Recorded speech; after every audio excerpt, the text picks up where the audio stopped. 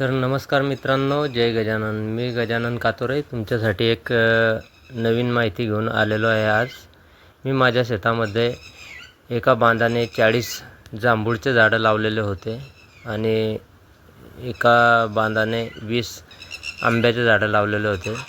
त्यांच्यासाठी पाण्याची सोय म्हणून एक 16 MM ची नळी मी त्यांना सोडलेली होती आणि झाडापर्यंत ड्रीप लावलेले होते.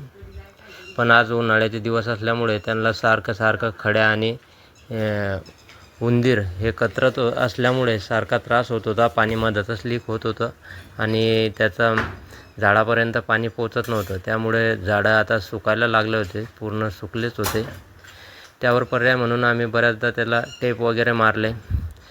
कोणी सांगितलं की त्याच्यासाठी पाणी ठेवा तुम्ही ड्रोनमध्ये. आम्ही प्रत्येक झाडाजवळ ड्रोन ठेवून पाणी ठेवलेलं होतं, तरी त्याचा काही फायदा झालेला नाही. दुसऱ्या-तिसऱ्या दिवशी तोच प्रॉब्लेम येत होता. काहींनी सांगितलं की काही औषधी टाका, दाणे औषधीत भिजवून टाका त्यांच्यासाठी, पण त्या गोष्टीची काही हिंमत झालेली नाही आणि ते काही आपल्या मनाला समजा आवडलं नाही, पटलं नाही.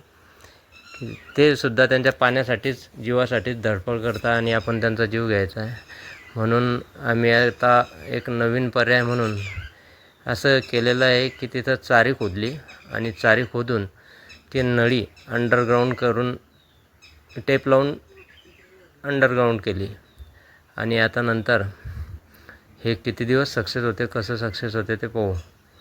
हे जे लीक झालेलं आहे त्याला आम्ही पूर्ण टेप मारलं आहे आणि डबल ही पूर्ण नळी अंडरग्राऊंड करून झाडाच्या ठिकाणी खुल्ली ठेवलेली आहे आणि ती ड्रीप फक्त तेवढा ड्रीपचा भाग ओपन ठेवून झाडाला पाणी देण्याचा प्रयत्न केलेला आहे.